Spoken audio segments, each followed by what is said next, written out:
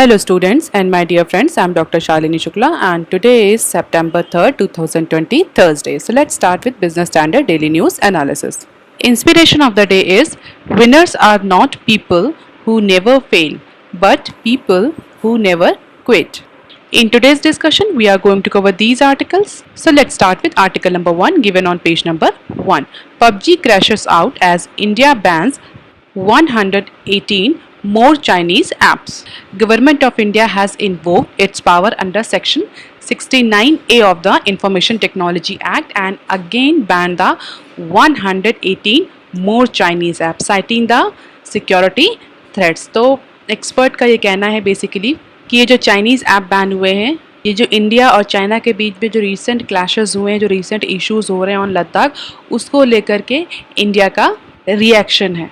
हालांकि गवर्नमेंट का point of view अलग है. गवर्नमेंट का पॉइंट ऑफ व्यू ये है कि ये जितने भी चाइनीज़ ऐप्स हैं, जो पहले 59 जो गवर्नमेंट ऑफ इंडिया ने बैन किए थे और ये 118 जो Chinese app government of India ने इस बार सेकेंड राउंड में बैन किए हैं, ये ऐप यूज़र्स का डेटा स्टील करके उसको इंडिया के आउटसाइड के सर्वर में स्टोर करते थे और mining by utilizing that data can have a significant impact on the sovereignty and integrity of the India. That is why it was the immediate concern for the government to take the regulatory and the emergency measures in order to ban these Chinese apps so that security threats can be removed and sovereignty and integrity of India can be protected. ये government का point of view है.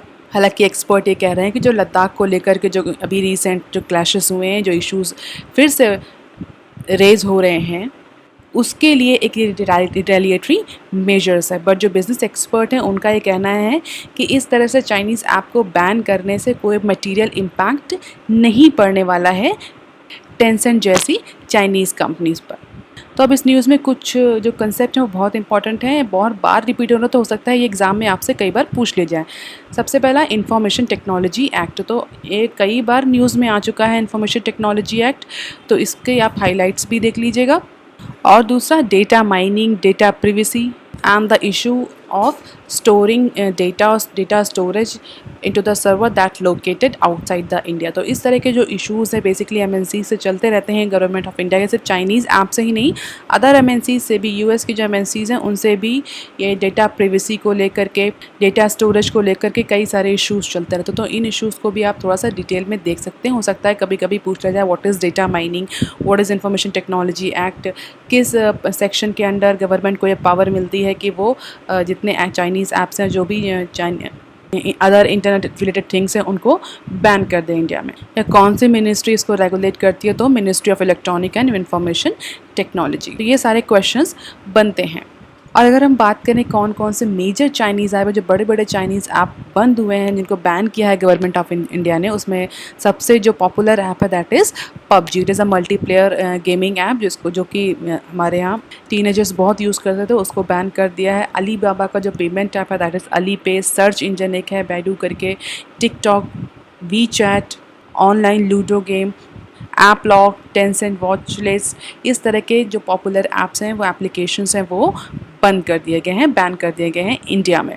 Although जो experts हैं they are saying that this latest move by government of India is not having any major impact on WeChat और Tencent like companies.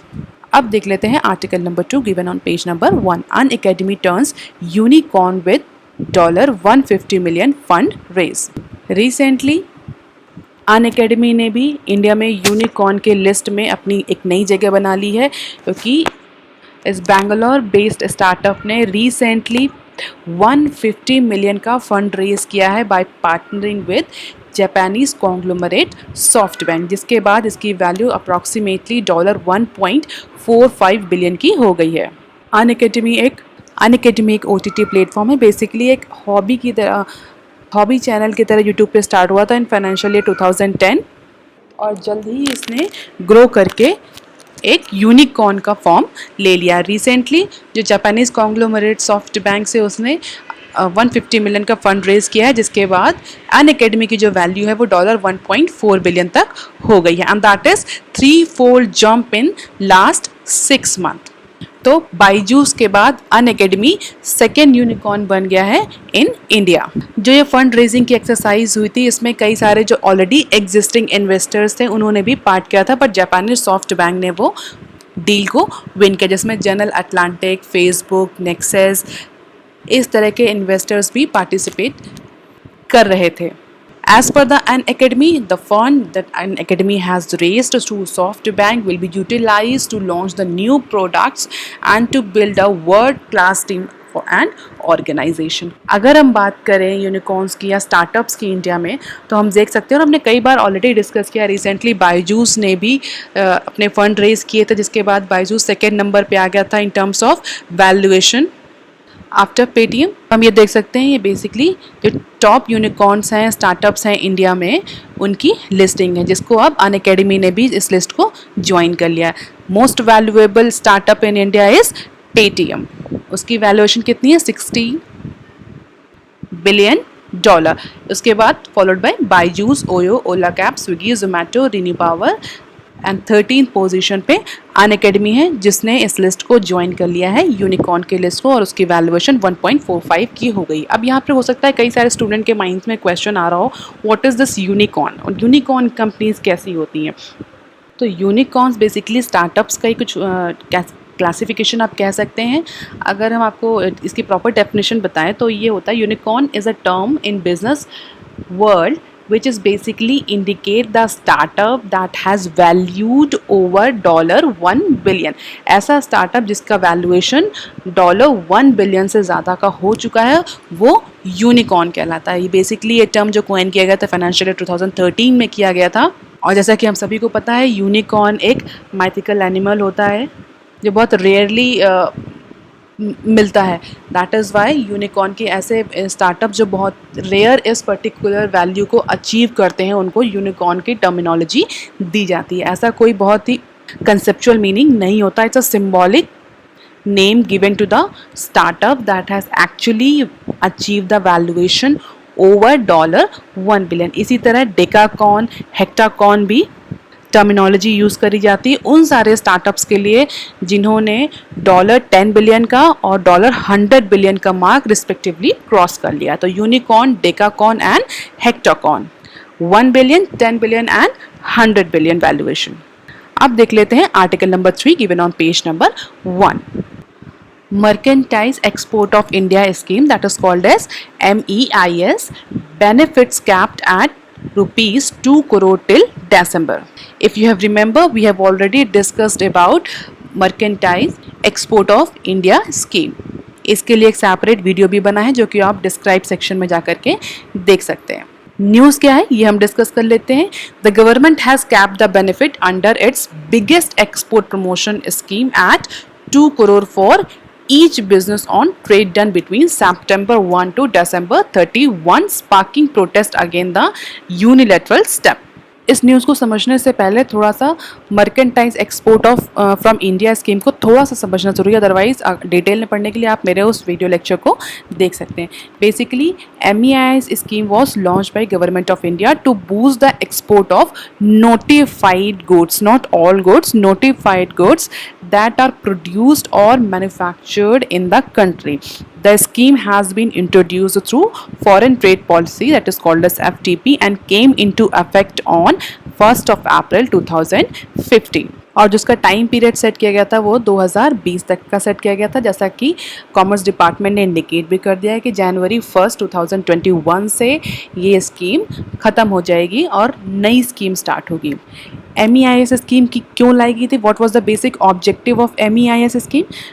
If you talk about the foreign trade policy 2015 और 20, the objective of MEIS will be to counteract the infrastructural inefficiencies and related cost involved in the export of the product or goods manufactured or produced in India. तो जो infrastructural इनसफिशिएंसीज थी और जो other cost थी उसके कारण जो India के में जो मर्केंटाइज बनते थे, प्रोड्यूस होते थे, उनकी कॉस्ट बढ़ जाती थी, जिसकी वजह से इंटरनेशनल मार्केट में वो लेस कॉम्पिटिटिव हो जाते थे। इसीलिए गवर्नमेंट ऑफ इंडिया ने ये स्कीम लगाई थी जिससे कि जो इंडिया का एक्सपोर्ट है वो ज़्यादा बढ़े और जो एक्स्ट्रा कॉस्ट लग रही है because of the infrastructural inefficiencies उस कॉस्ट को गवर्नमेंट ऑफ इंडिया रीइंबर्स करती थी, जिससे कि इंडिया का एक्सपोर्ट इंटरनेशनल मार्केट में कॉस्ट कॉम्पिटिटिव बना रहे। बेसिकली स्कीम का जो फोकस था वो उन तरह के गुड्स और प्रोडक्ट्स में था जिनके प्रोडक्शन में बहुत हाई एम्प्लॉयमेंट पोटेंशियल था या हाई एक्सपोर्ट इंटेंसिटी थी, जिससे कि इस तरह के स्कीम से एक्सपोर्ट भी इंक्रीज़ किया जा सके, on the other hand employment generation भी किया जा सके। The incentive under schemes are calculated as a percentage, which is 2%, 3%, or 5% of the realized FOB. FOB means free on board value export. And the incentives were allotted through MEIS duty credit script. The free foreign exchange will include foreign exchange earned through international credit cards and other instrument allowed by RBI. तो इस तरह की duty scripts जो थी वो issue करी जाती थी, जिससे कि जो एक्सपोर्टर हैं उनकी कॉस्ट कम लगे और जो एक्सपोर्ट हो रहा है इंटरनेशनल मार्केट में, इंडियन एक्सपोर्ट हो रहा है, वो कॉस्ट कॉम्पिटिटिव बना रहे। अब रिसेंटली कॉमर्स डिपार्टमेंट ने एक नोटिस सर्कुलेट किया है, जिस नोटिस में ये क्लियर किया गया कि जनवरी 1 से MEIS की जो स्कीम है वो स्टॉप कर दी जाएगी। On the other hand, government has capped the benefit under its biggest export promotion scheme at rupees 2 crore for each business on trade done between September 1st to December 31. तो पहले बात तो जनवरी में से स्कीम को close कर दिया जाएगा, और जो रिमेनिंग टाइम पीरियड बचा है उस पर भी गवर्नमेंट ने कैप लगा दी है 2 करोड़ की। 2 करोड़ से ज़्यादा के स्क्रिप्ट नहीं इशू किए जाएंगे एक बिजनेस को, जिसको लेकर के जो एक्सपोर्टर्स हैं वो प्रोटेस्ट पे आ गए हैं, क्योंकि उनका ये कहना है गवर्नमेंट ने ये यूनिलैटरल स्टेप लिया है। इस स्टेप को लेने से पहले गवर्नमेंट ने किसी भी एक्सपोर्ट काउंसिल से या रिप्रेजेंटेटिव बॉडी से कोई भी कंसल्टेशन नहीं करी है। On the other hand, commerce department का ये कहना है that the advance notice of 4 months provide certainty for future pricing decision. उनका ये कहना है कि हमने तो 4 महीने पहले ही ये नोटिस दे दिए, क्योंकि जनवरी से स्कीम बंद होने वाली, तो एक्सपोर्टर अब उसी के अकॉर्डिंग अपने प्राइसिंग डिसीजंस ले सकते हैं। ऑल्दो अगर हम एक्सपोर्टर्स की बात करें, इंडस्ट्री इंसाइडर्स की बात करें, तो they are not agreeing with the view of government. Bajaj Auto, the largest exporter of motorcycle and three-wheelers, will take a hit due to the notification, said the Rakesh Sharma, executive director of the firm. तो इसी तरह सिर्फ बजाज ही नहीं, बहुत सारे ऐसे exporters हैं, उनका ये कहना है कि इस तरह सडनली यूनिलैटरल डिसीजन ले लेने से जो कॉस्ट डिसीजन प्राय ले जा चुके हैं, जो कंसाइनमेंट पहले साइन हो चुके हैं, उनकी वजह से एक्सपोर्टर को बहुत ज़्यादा लॉस होने वाला है। जैसे कि बजाज का ये कहना है कि with 2% benefit gone, Bajaj will be force to pass it on to customer. जैसे कि इवेंचुअल जो कॉस्ट है एक्सपोर्ट है, उसकी एक्सपोर्ट की कॉस्ट बढ़ेगी ऑन द अदर एंड, जिसकी वजह से कंपनी को अप्रॉक्सीमेटली 120 करोड़ का लॉस फेस करना पड़ेगा with in this 6 month of duration, जिसमें गवर्नमेंट ऑफ इंडिया ने इंसेंटिव पर भी कैप लगा दी है। तो अब इसको लेकर के कई ज़्यादा प्रोटेस्ट चल रहे हैं। एक्सपोर्टर्स के अपने पॉइंट ऑफ व्यू हैं, गवर्नमेंट के अपने पॉइंट ऑफ व्यू हैं। Apart from all these points, government ने जो नोटिफिकेशन लाया उसमें कुछ और भी ऐसे पॉइंट्स हैं जिसको लेकर के एक्सपोर्टर्स में डिससेंटिमेंट्स देखा जा रहा है। जैसे कि उन सारे एक्सपोर्टर्स को MIS स्कीम के अंदर अब कोई बेनिफिट नहीं मिलेगा जिन्होंने अपने पिछले 1 साल से कोई भी एक्सपोर्ट नहीं किया है। दूसरा, जो नए एप्लीकेशंस हैं उनको भी सितंबर 1 से MIS स्कीम के अंदर कोई बेनिफिट नहीं मिलेगा, कवरेज में कोई चेंज नहीं किया जाएगा और जनवरी 1 में ये स्कीम विड्रॉ कर ली जाएगी। गवर्नमेंट का ये कहना है, एक्सपोर्टर्स तो जो प्रोटेस्ट कर रहे हैं वो कर रहे हैं, गवर्नमेंट का ये कहना है गवर्नमेंट की इससे बहुत ज़्यादा कॉस्ट बढ़ रही है, एक्सपेंडिचर बहुत ज़्यादा बढ़ रहा है, और उस एक्सपेंडिचर के एवरेज में जो गवर्नमेंट का ऑब्जेक्टिव था एक्सपोर्ट को बूस्ट करने का, वो एक्सपोर्ट बूस्ट नहीं हुआ है उस प्रपोर्शन में जिस प्रपोर्शन में गवर्नमेंट की स्पेंडिंग बढ़ी है ऑन MEIS स्कीम। तो इसीलिए गवर्नमेंट अब इस स्कीम को बंद करने जा रहा है। और अगर हम डेटा देखना चाहें तो हम डेटा देख सकते हैं, that is the total, this is the number, grey number जो है ये टोटल एक्सपोर्ट है, एंड जो रेड है ये MEIS लायबिलिटी है। तो गवर्नमेंट के अपने पॉइंट ऑफ व्यू है कि गवर्नमेंट के एक्सपेंडिचर बढ़ रहे हैं, बट उस एक्सपेंडिचर के प्रपोर्शन में एक्सपोर्ट बूस्ट नहीं हो रहा है। Then why should continue this scheme. तो अभी के लिए इस न्यूज़ में इतना ही, लेटर का कोई डेवलपमेंट होगा तो हम उसको फिर डिस्कस करेंगे। अब देख लेते हैं article number 4 given on page number 1। India jumps 4 places on global innovation index. India has moved 4 places on Global Innovation Index 2020 to rank at 48 since 2019, और जिसकी वजह से लोअर मिडिल इनकम जो इकोनॉमीज़ हैं उनमें इंडिया थर्ड पोजीशन में पहुंच गया है in terms of most innovative country according to the reports. और सेंट्रल और साउदर्न एशिया में इंडिया की हाईएस्ट रैंक है, 48th रैंक जो आई है इंडिया की, वो अगर हम बात करें सेंट्रल और साउदर्न एशिया उसमें इंडिया की ये हाईएस्ट रैंक है। This global innovation index report is compiled by world intellectual property organisation, जिसको वीपो भी बोलते हैं, बेसिकली जो आईपीआर को लेकर के बहुत सारे रूल्स एंड रेगुलेशंस बनाता है। तो ये आप याद रखेंगे, हो सकता है एग्जाम्स में आपसे पूछा जाए क्योंकि इसमें इंडिया की रैंकिंग इंप्रूव हुई है। और इवन यूपीएससी और सिविल सर्विसेज एग्जाम जैसे एग्जाम्स में तो ये फेवरेट क्वेश्चन होता है कि ये रिपोर्ट कौन पब्लिश करता है। तो आप याद रखेंगे ग्लोबल इनोवेशन इंडेक्स रिपोर्ट जो है वो वर्ल्ड इंटेलेक्चुअल प्रॉपर्टी ऑर्गेनाइजेशन वीपो पब्लिश करता है, जिसमें इस बार इंडिया की रैंक 48 आई है। वर्ल्ड इंटेलेक्चुअल प्रॉपर्टी ऑर्गेनाइजेशन के साथ में इसमें 2 अदर इंस्टीट्यूशन भी हैं जो कोलैबोरेट करते हैं in order to publish this report. तो वो भी आप याद रखें, Cornell University and INSEAD business school, जो ये तीनों मिल करके साथ में इस रिपोर्ट को प्रिपेयर करते हैं, जिसमें इस बार अप्रॉक्सीमेटली 131 इकोनॉमीज़ ने पार्टिसिपेट किया था। और इसके पिलर्स की बात करें तो इंडिया ने 3 पिलर्स में अपना जो ग्रोथ है वो रजिस्टर करी है, institution, business sophistication and creative outputs. तो इंडिया की इन 3 पिलर्स में रैंक इंप्रूव हुई है। आपका आज का क्वेश्चन ये है कि आप मुझे कमेंट सेक्शन में लिखकर ये बताएंगे कि ग्लोबल इनोवेशन इंडेक्स के कितने पिलर्स होते हैं।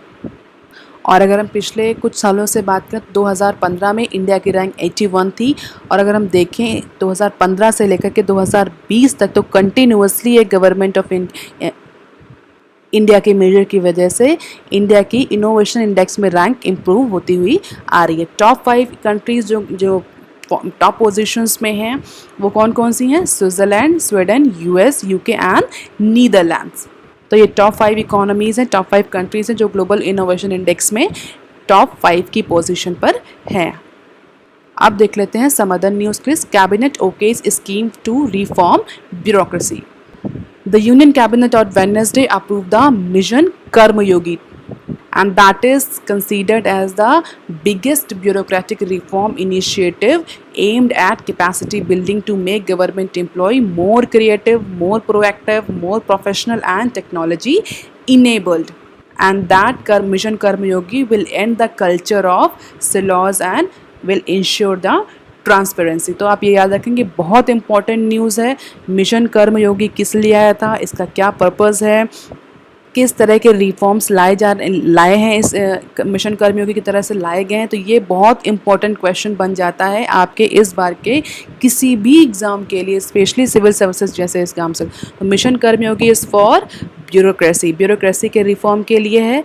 क्या एम है इसका? एम है capacity building to make government employ more creative, proactive, professional and technology enabled so that the culture of silos and secrecy can be reduce. तो गवर्नमेंट ने मिशन कर्मयोगी जो प्लान है ब्यूरोक्रेसी रिफॉर्म को, उसको approval दे दिया गया है। इसके अलावा जो कैबिनेट की मीटिंग उसमें कुछ और भी मेजर डिसीजन लिए गए, जैसे कि it has taken the decision to approve the signing of India-Japan Pact on cooperation in textile. Note to include Kashmiri Dongri Hindi as the official language in Jammu and Kashmir. Pact between India, Finland for cooperation in geology, mineral resources has already been approved. तो इन चारों decision के बारे में आप थोड़ा सा detail में पढ़ लीजिएगा। अब देख लेते हैं other news clips. New orders में remain subdued in Q2 experts. Tendering and project award activities for the capital goods and engineering sector has almost doubled in July from a year ago. And despite this rise, the analysts are expecting that this particular quarter, July to September, is going to tough for capital goods and engineering sector in case of order, new order as well as the execution। तो order और execution दोनों के ही case में capital goods और engineering जो sector है उसके लिए आने वाला टाइम टफ है। The significant year-on-year rise in award is driven by low base effect due to election last year। तो ये जो ईयर टू ईयर जो हमें दिख रहा है राइज, वो बेसिकली लो बेस के कारण दिख रहा है। एक्चुअल में जो आने वाला टाइम है that is not good for capital good and engineering sector. Order भी कम आएंगे और जो ऑर्डर होंगे उनके एग्जीक्यूशन में भी कंपनीज को प्रॉब्लम आएगी। आज की news of the day, India jumps 4 places on global innovation index. तो इसको थोड़ा सा डिटेल में आप लोग पढ़ लीजिएगा। Vocabulary of the day, subdued. Subdued means मातहत और नरम किया हुआ या रिड्यूस किया हुआ, जो कि अभी हमने पढ़ा है न्यू ऑर्डर के, जो भी जस्ट पहले की न्यूज़ पढ़ी उसमें पढ़ा है सबड्यूड ऑर्डर्स। तो कम होंगे, गिरेंगे या सब ऑल्टर्न होंगे। तो इसके आप सिनोनिम्स देख सकते हैं, subordinate, dependent, undermost, feudatory, subaltern. This is the reference. You can follow me on Telegram, Twitter, ResearchGate and on Facebook. That's all for today, student. If you have any query, you can write on comment section below. Please like, share and subscribe. Thank you.